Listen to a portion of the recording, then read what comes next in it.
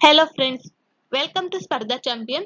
Friends, ಈ ವಿಡಿಯೋದಲ್ಲಿ ನಾನು ಏಪ್ರಿಲ್ 2ರ ಇಂಪಾರ್ಟೆಂಟ್ ಕರೆಂಟ್ ಅಫೇರ್ಸ್ ಬಗ್ಗೆ ಡಿಸ್ಕಷನ್ ಮಾಡ್ತೀನಿ. ನೀವೇನಾದ್ರೂ ಫಸ್ಟ್ ಟೈಮ್ ನಮ್ಮ ಚಾನಲ್ನ ವಿಸಿಟ್ ಮಾಡ್ತಿದ್ರೆ ನಮ್ಮ ಚಾನಲ್ನ ಸಬ್ಸ್ಕ್ರೈಬ್ ಮಾಡ್ಕೊಳ್ಳಿ. ಹಾಗೆ ನಮ್ಮ ಎಲ್ಲ ವಿಡಿಯೋಗಳ ನೋಟಿಫಿಕೇಶನ್ಗಾಗಿ ಬೆಲ್ ಐಕನ್ ಮೇಲೆ ಕ್ಲಿಕ್ ಮಾಡಿ.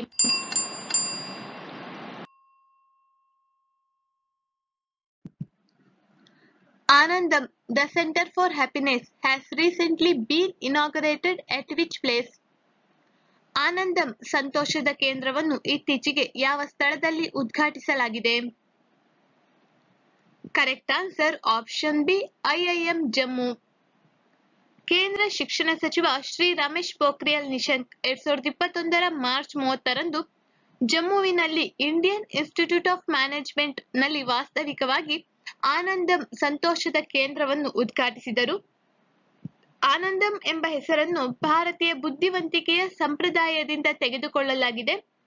ಅಲ್ಲಿ ಶುದ್ಧ ಪ್ರಜ್ಞೆಯನ್ನು ಆನಂದ ಎಂದು ಕರೆಯಲಾಗುತ್ತದೆ.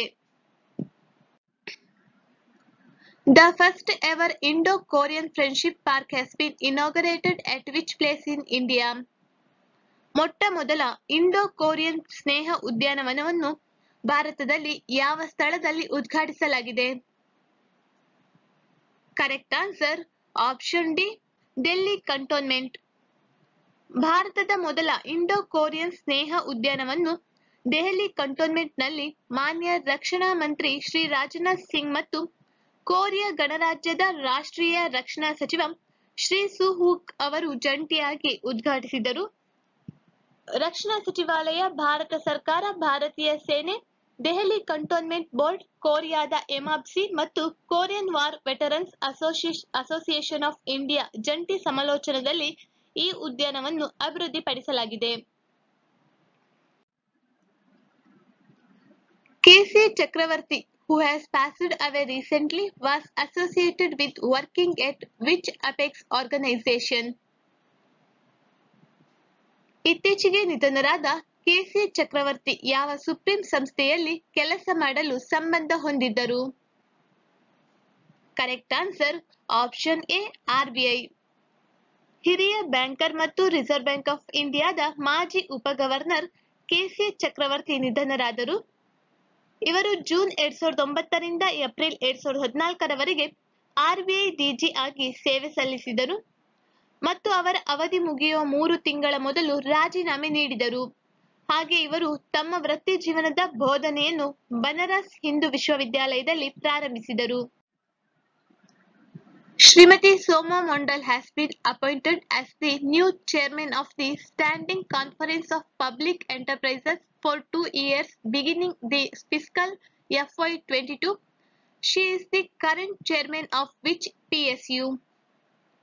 ಹಣಕಾಸಿನ FY22 ಇಂದ 2 ವರ್ಷಗಳ ಕಾಲ ಸಾರ್ವಜನಿಕ ಉದ್ಯಮಗಳ ಸ್ಥಾಯಿ ಸಮ್ಮೇಳನದ ಹೊಸ ಅಧ್ಯಕ್ಷರಾಗಿ ಶ್ರೀಮತಿ ಸೋಮಾ ಮಂಡಲ್ ಅವರನ್ನು ನೇಮಿಸಲಾಗಿದೆ. ಇವರು ಯಾವ ಪಿಎಸ್ಯುನ ಪ್ರಸ್ತುತ ಅಧ್ಯಕ್ಷರು? Correct answer option B, SAIL. Steel authority of India limited ಅಥವಾ ಎಸ್ಐಎಎಲ್ನ ಅಧ್ಯಕ್ಷ ಸೋಮಾ ಮಂಡಲ್ ಅವರು ಸಾರ್ವಜನಿಕ ಉದ್ಯಮಗಳ ಸ್ಥಾಯಿ ಸಮ್ಮೇಳನದ ಹೊಸ ಅಧ್ಯಕ್ಷರಾಗಿ ಆಯ್ಕೆಯಾಗಿದ್ದಾರೆ. ತಿಸರಾ Pereira was in news recently for hitting 6 sixes in a single over. He is a cricket player from which country? Correct answer option D, Sri Lanka. ಶ್ರೀಲಂಕಾದ ಆಲ್ರೌಂಡರ್ ತಿಸರಾ ಪೆರೇರಾ ದ್ವೀಪ ರಾಷ್ಟ್ರದಿಂದ ಬಂದು ಓವರ್ನಿಂದ 6 ಸಿಕ್ಸರ್ ಬಾರಿಸಿದ ಮೊದಲ ಕ್ರಿಕೆಟಿಗ ಎಂಬ ಹೆಗ್ಗಳಿಕೆಗೆ ಪಾತ್ರರಾಗಿದ್ದಾರೆ. Name the Indian Ranger who is the only Asian to win the prestigious International Ranger Award 2021. ಪ್ರತಿಷ್ಠಿತ ಅಂತಾರಾಷ್ಟ್ರೀಯ ರೇಂಜರ್ ಪ್ರಶಸ್ತಿ 2021 ಗೆದ್ದ ಏಕೈಕ ಏಷ್ಯನ್ ಭಾರತೀಯ ರೇಂಜರ್ ಅನ್ನು ಹೆಸರಿಸಿ. ಫ್ರೆಂಡ್ಸ್, ಇದಕ್ಕೆ correct answer option C, ಮಹೀಂದರ್ Giri.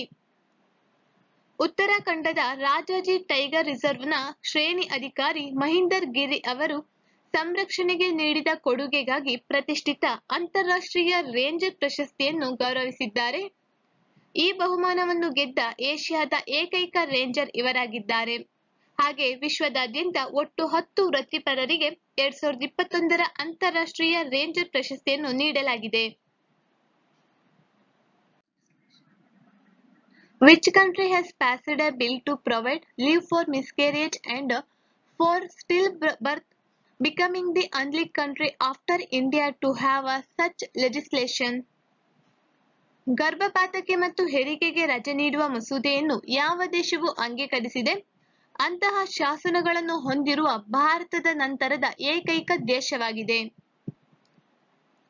Correct answer option A New Zealand. ಗರ್ಭಪಾತಕ್ಕೆ ಮತ್ತು ಹೆರಿಗೆಗೆ ರಜೆ ನೀಡಲು ನ್ಯೂಜಿಲೆಂಡ್ ಸಂಸತ್ತು ಇತ್ತೀಚೆಗೆ ಶಾಸನವನ್ನು ಅಂಗೀಕರಿಸಿದೆ. ಅನಾರೋಗ್ಯದ ರಜೆಯನ್ನು ಸ್ಪರ್ಶಿಸದೆ ಗರ್ಭಪಾತ ಅಥವಾ ಇನ್ನೂ ಜನನದ ನಂತರದ ಪಾವತಿಸಿದ ರಜೆಯ ಹಕ್ಕನ್ನು ತಾಯಂದಿರು ಮತ್ತು ಅವರ ಪಾಲುದಾರರಿಗೆ ಮಸೂದೆ ಅನುಮತಿಸುತ್ತದೆ. ಹಾಗೆ ಗರ್ಭಧಾರಣೆಯು ಹೆರಿಗೆಯೊಂದಿಗೆ ಕೊನೆಗೊಂಡಾಗ ನೌಕರರಿಗೆ 3 ದಿನಗಳ ರಜೆ ಸಿಗುತ್ತದೆ. ಇದರೊಂದಿಗೆ ನ್ಯೂಜಿಲೆಂಡ್ ವಿಶ್ವದ 2ನೇ ರಾಷ್ಟ್ರವಾಗಿದೆ. ಗರ್ಭಪಾತ ಮತ್ತು ಹೆರಿಗೆಗೆ ರಜೆ ನೀಡುವ ಇದೇ ರೀತಿಯ ಶಾಸನವನ್ನು ಹೊಂದಿರುವ ವಿಶ್ವದ ಏಕೈಕ ದೇಶ Bharat. Which film has won the Best Film Award at the 66th Filmfare Awards for the year 2021? 2021ರ 66ನೇ ಫಿಲ್ಮ್ಫೇರ್ ಪ್ರಶಸ್ತಿಗಳಲ್ಲಿ ಯಾವ ಚಿತ್ರ ಅತ್ಯುತ್ತಮ ಚಲನಚಿತ್ರ ಪ್ರಶಸ್ತಿಯನ್ನು ಗೆದ್ದಿದೆ? Correct answer option A Thappad. 2020ರ ಹಿಂದಿ ಚಿತ್ರರಂಗದಲ್ಲಿ ಕಲಾತ್ಮಕ ಮತ್ತು ತಾಂತ್ರಿಕ ಶ್ರೇಷ್ಠತೆಯನ್ನು ಗೌರವಿಸುವ ಸಲುವಾಗಿ 2021ರ 66ನೇ ಫಿಲ್ಮ್ಫೇರ್ ಪ್ರಶಸ್ತಿಗಳನ್ನು ಮಾರ್ಚ್ 27, 2021ರಂದು ನೀಡಲಾಯಿತು. ಅನುಭವ್ ಸಿನ್ಹಾ ನಿರ್ದೇಶನದ ತಪ್ಪಡ್ 7 ಪ್ರಶಸ್ತಿಗಳೊಂದಿಗೆ ಹೆಚ್ಚು ಪ್ರಶಸ್ತಿಗಳನ್ನು ಗೆದ್ದಿದೆ. The Indian Navy is scheduled to take part for the first time in the naval drill La Pérouse in April 2021. The annual Navy exercise is organized by which country? April 2021ರಲ್ಲಿ ಭಾರತೀಯ ನೌಕಾಪಡೆ ಮೊದಲ ಬಾರಿಗೆ ನೌಕಾ ಡ್ರಿಲ್ ಲಾ ಪೆರೌಸ್ನಲ್ಲಿ ಭಾಗವಹಿಸಲು ನಿರ್ಧರಿಸಲಾಗಿದೆ. ವಾರ್ಷಿಕ ನೌಕಾಪಡೆಯ ವ್ಯಾಯಾಮವನ್ನು ಯಾವ ದೇಶವು ಆಯೋಜಿಸುತ್ತದೆ? Correct answer option B France. 2021ರ ಏಪ್ರಿಲ್ 5ರಿಂದ 7ರವರೆಗೆ ಬಂಗಾಳ ಕೊಲ್ಲಿಯಲ್ಲಿ ನಡೆಯಲಿರುವ ಫ್ರಾನ್ಸ್ ನೇತೃತ್ವದ ಲಾ ಪೆರೋಸ್ ಹೆಸರಿನ ನೌಕಾ ಡ್ರಿಲ್ನಲ್ಲಿ ಭಾರತೀಯ ನೌಕಾಪಡೆ ಭಾಗವಹಿಸಲಿದೆ. ಭಾಗವಹಿಸುವ ರಾಷ್ಟ್ರಗಳಲ್ಲಿ ಇತರ ಚತುರ್ಭುಜ ಭದ್ರತಾ ಸಂವಾದ ಸದಸ್ಯ ರಾಷ್ಟ್ರಗಳಾದ ಆಸ್ಟ್ರೇಲಿಯಾ, ಜಪಾನ್ ಮತ್ತು ಯುನೈಟೆಡ್ ಸ್ಟೇಟ್ಸ್ ಆಫ್ ಅಮೆರಿಕ ಸಹ ಸೇರಿವೆ. ಭಾರತೀಯ ನೌಕಾಪಡೆ ಇದೇ ಮೊದಲ ಬಾರಿಗೆ ಲಾ ಪೆರೌಸ್ನಲ್ಲಿ ಭಾಗವಹಿಸುತ್ತದೆ. ಇಲ್ಲಿಯವರೆಗೆ ಫ್ರೆಂಚ್ ನೌಕಾ ವ್ಯಾಯಾಮಕ್ಕೆ ಭಾರತವನ್ನು ಆಹ್ವಾನಿಸಲಾಗಿಲ್ಲ. What was the profession of Anil Dharkar who has passed away recently? ಇತ್ತೀಚೆಗೆ ನಿಧನರಾದ ಅನಿಲ್ ಧಾರ್ಕರ್ ಅವರ ವೃತ್ತಿ ಏನು? Correct answer option C journalist. ಖ್ಯಾತ ಪತ್ರಕರ್ತ ಮತ್ತು ಲೇಖಕ ಅನಿಲ್ ಧಾರ್ಕರ್ ಅವರು ಹೃದಯ ಕಾಯಿಲೆಯಿಂದ ಬಳಲುತ್ತಿದ್ದಾರೆ.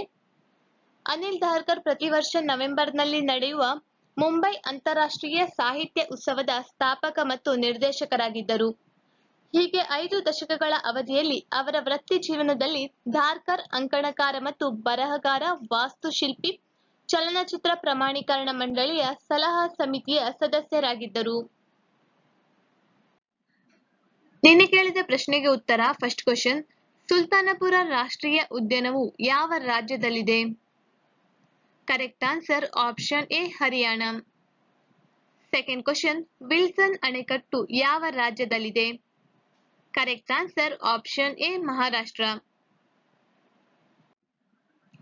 ಇಂದಿನ ಪ್ರಶ್ನೆ ಫಸ್ಟ್ ಕ್ವಶನ್, ರಾಜಾಜಿ ರಾಷ್ಟ್ರೀಯ ಉದ್ಯಾನವು ಭಾರತದ ಯಾವ ರಾಜ್ಯದಲ್ಲಿದೆ? ಸೆಕೆಂಡ್ ಕ್ವಶನ್, ಎರೆವಾನ್ ಯಾವ ದೇಶದ ರಾಜಧಾನಿ?